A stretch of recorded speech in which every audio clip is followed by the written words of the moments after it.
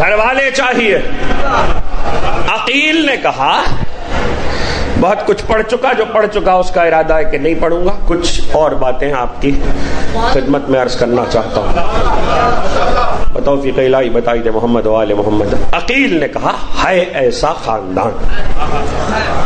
اب یہاں ایک باریک بات ہے جو تہذیب کے لیے ہے اور عباس کے ذکر کا پیغام ہے، تو اسے نوجوان دوست محفوظ کریں کہ ولی خدا ہوتے ہوئے، امام وقت ہوتے ہوئے، عالم علم لدنی ہوتے ہوئے، خطیب سلونی ہوتے ہوئے، وہ علی جو کائنات کے ذرے ذرے سے واقف ہے، وہ اپنے بھائی سے کہہ رہا ہے. اس کا مطلب یہ نہیں ہے کہ علی جانتے نہیں ہیں، جانتے ہیں. یہ بتا رہے ہیں بنی ہاشم میں بڑے بھائی کا احترام کیا ہے. ایسے موقعوں پر بزرگوں کا احترام کس طرح ملحوظ رکھا جاتا ہے. تو اب عقیل سے کہا، عقیل نے کہا ہے. کہا کون سا قبیلہ؟ کہ بنی کلاب. جب اشرا پڑھ رہا تھا بلتستانیہ میں تب بھی وضاحت کی تھی، اب پھر وضاحت کر رہا ہوں کہ کسی احمق نے تاریخ میں یہ مشہور کر دیا، جس کے بعد ہمارے ہاں بھی بعض لوگ یہ پڑھنے لگے اور عوام میں سوال اٹھنے لگے کہ کربلا کے میدان میں شمر امان نامہ لے کر آیا تھا اور اس نے کہا تھا کہ میں عباس کی ماں کے قبیلے کا ہوں. روایت جھوٹی ہے، وجہ بتا رہا ہوں. شمر ہے بنی کلب کا، ام البنین ہے بنی کلاب کی. قبیلے الگ الگ ہیں، کوئی تعلق ہی نہیں ہے. شمر کا تعلق بنی کلب سے ہے. یہ ہے بنی کلاب. بنی کلاب بنی حوازن ہے، بنی کلب بنی حوازن نہیں ہے. ان کی پرانی رشتہ داری ہوتی ہے پیغمبر سے. اس قبیلے کی ام البنین کے قبیلے کی خصوصیت یہ ہے کہ جنگ حنین میں جب سارے عرب کے قبیلے نبی کے خلاف جمع ہوئے تو اس قبیلے نے نبی کی مخالفت کرنے سے یہ کہہ کر انکار کیا کہ ہم کبھی بنی ہاشم سے نہ لڑے نہ لڑیں گے. یہ ام البنین کا قبیلہ ہے بنی حوازن سے. بنی حوازن نے کبھی بنی ہاشم کے خلاف کسی کا ساتھ نہیں دیا. بنی حوازن ہی میں سے ہے بنی یہ کلاب جناب ام البنین کا قبیلہ اور بنی ثقیف علی اکبر کی ماں ام لیلا کا قبیلہ. وہ بھی اس لیے بتا دیا ہے کہ وہاں بھی کچھ جھوٹے راویوں نے مؤرخوں نے ام لیلا کی رشتہ داری حاکم شام سے دکھا دی ہے. نہ وہاں کوئی رشتہ داری ہے نہ یہاں کوئی رشتہ داری ہے. اور کبھی بھی ایسی روایت آپ کے سامنے کتاب میں آئے یا تقریر میں کہیں سے سنائی دے تو جا کے منہ پہ صرف اتنا کہیے گا کہ لعنت اور درود میں کوئی رشتہ نہیں ہے.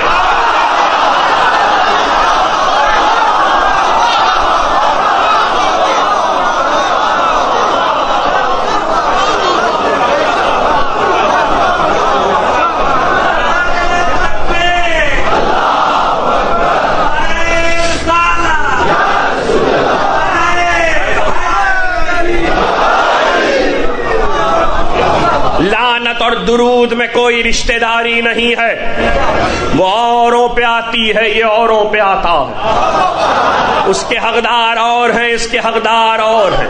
کوثر اور ابتر میں کوئی رشتہ نہیں ہے. کوثر اور ابتر میں کوئی رشتہ داری نہیں ہے. بیٹی لاؤ ایسے گھرانے سے چن کر. اب جملہ نہ ضائع کرنا. اگر اخبار پڑھے بیٹھے ہوئے ہیں آپ لوگ اور ہر سال کا ایڈیشن آپ کو یاد ہے اور ہر سال جو ایڈیشن نکلتا ہے اس میں کس بات پہ زور دیا جاتا ہے، تو اب میرا جملہ نہ ضائع کرنا. عقیل ایسے گھر کی بیٹی چاہیے جو شجرے میں اچھے ہو، بہادر ہو، گھر والے ہو. ارے علی بزدلوں کو اور بد نسبوں میں سے بیٹی لاتے تو ہیں نہیں، دے کیسے دے.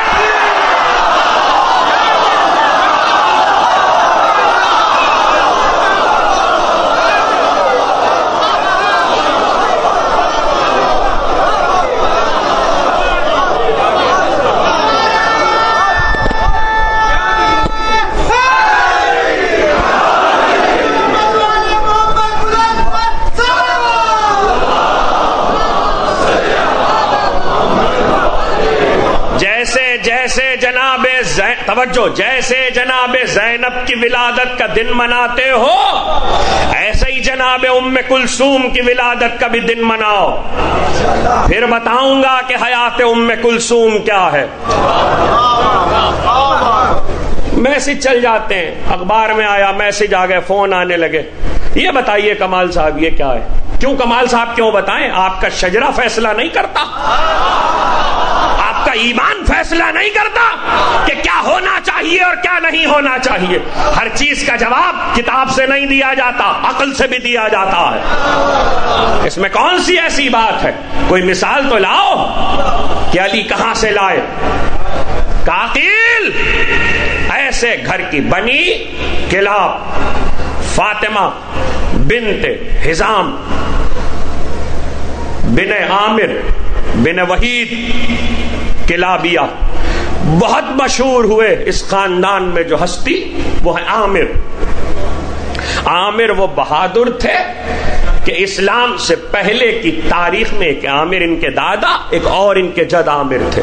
اسلام کی تاریخ سے پہلے, نبی کے آنے سے پہلے تلواروں پہ ان کے نام لکھے جاتے تھے. اتنے بہادر تھے. عربوں کا طریقہ تھا, عربوں کا طریقہ تھا کہ جو بہادر پیدا ہو جاتا تھا کوئی معاشرے میں تو اس کا نام تلوار پہ لکھتے تھے, تلواروں پہ. جب علی آ گئے تو سب کے نام ختم ہو گئے. پھر علی نام لکھا جانے لگا. علی نے کہا کہاں؟ بنی کلاب. تو کہا بھائی آپ جائیے, رشتہ لے کے جائیے. رشتہ لے کر گئے. جب رشتہ لے کر پہنچے, چونکہ رشتہ گزشتہ سالوں میں پڑھ چکا ہوں اس لیے اب وہ چیزیں نہیں پڑھ رہا, کچھ اور چیزیں سن لیجئے. جب رشتہ لے کر پہنچے تو کہا کہ میں آپ کے گھر میں آپ کی بیٹی کے لیے پیغام لایا ہوں. پیغام لایا ہوں. کہ کس کا؟ کہ اپنے بھائی علی ابن ابی طالب کا. بس یہ سننا تھا کہ حزام اٹھے اور فاطمہ کلابیہ جناب ام البنین کی, ام البنین کنیت ہے, فاطمہ نام ہے. اور یہ بھی غلط فہمی بار بار ممبر سے دور کی ہے کہ کنیت ام البنین اس گھر میں آنے کے بعد رکھی گئی ہے علی کے گھر میں. ایسا نہیں ہے, بچپن سے ام البنین کنیت ہے, اس گھر میں آنے کے بعد نہیں رکھی گئی ہے. ام البنین کہتے ہیں عقل کی ماں. بنین عربی میں کہتے ہیں عقل کو, بیٹوں کو نہیں کہتے. عقل کی ماں وہ لفظ الگ ہے جو بیٹوں کو کہتے ہیں, وہ ابن کی جمع ہے, لیکن یہاں عقل ہے. پیغام پہنچا, ماں کو جو پتا چلا تو حزام اٹھے اور سمامہ سے کہا, سے میم الف میم اور گول ہے تے, سمامہ. سمامہ ان کی والدہ کا نام تھا, سے. ان سے جا کر کہا کہ پیغام آیا ہے بیٹی کا. کہا تو کس کا پیغام آیا؟ اب وہ جملہ اتنا اچھا ہے کہ فضیلت علی دوہرا دینے میں کوئی حرج نہیں ہے.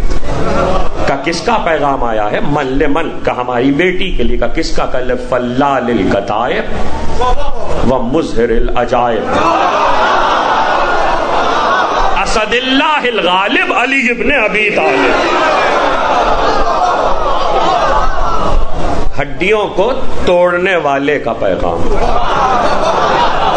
ذرا تعریف تو دیکھیے, ہڈیوں کو توڑنے والے کا پیغام, عجائبات کا اظہار کرنے والے کا پیغام, علی کے اللہ کے غالب آنے والے شیر کا پیغام, ابو طالب کے بیٹے علی کا پیغام. جب ماں نے سنا تو ماں اٹھ کر, تقریر کہاں سے مڑیے یاد رکھیے گا, قمر بنی ہاشم. جب ماں نے سنا تو ماں اٹھ کر بیٹی کے پاس آئی, اور جیسے ہی بیٹی کے پاس آئی تو بیٹی سے کہنے لگی پیغام آیا. اور وہ جملے دوہرائے جو حزام نے شوہر نے کہے تھے. ایسے موقع پر پیغمبر اسلام صلی اللہ علیہ وآلہ وسلم رسول کے نام پہ بلند آواز سے صلی اللہ علیہ وسلم.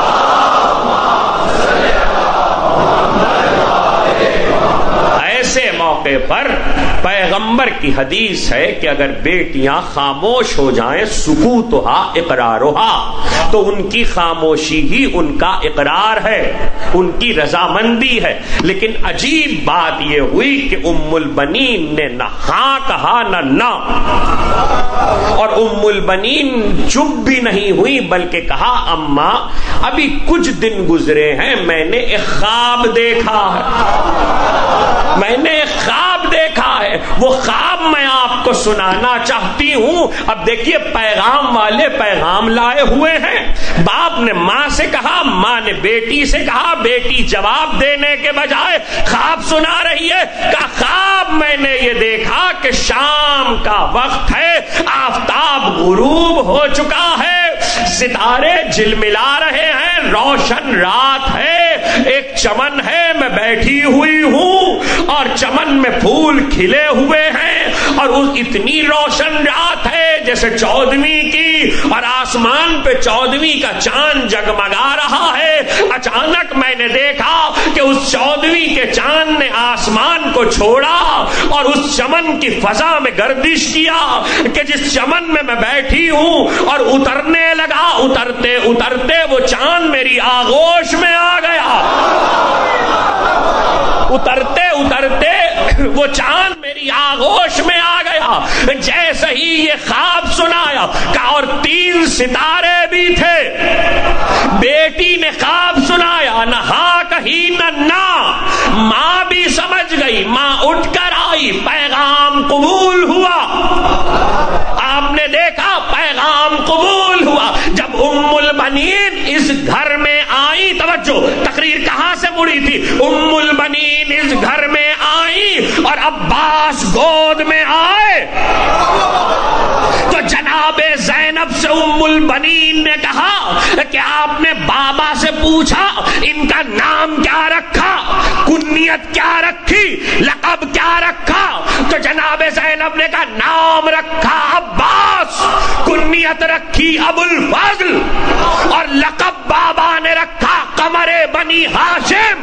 ام البنین نے کہا یہ تو میرے خواب کی تعبیر ہے.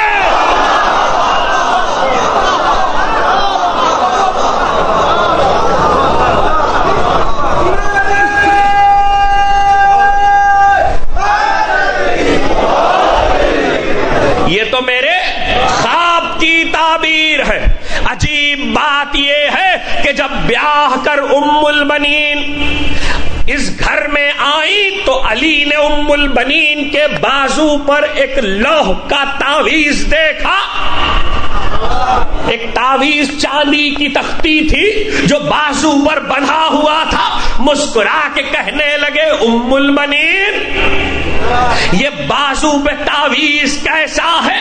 ام البنین نے کہا جس دن پیدا ہوئی تھی ماں یہ کہتی ہے کہ میرے تکیے کے نیچے سے ملا تھا، اور ایک آواز، توجہ، ایک آواز آئی تھی کہ سمامہ اس بیٹی کی حفاظت کرنا، یہ ولی خدا کی زوجہ اور ولی خدا کی ماں ہونے والی ہے.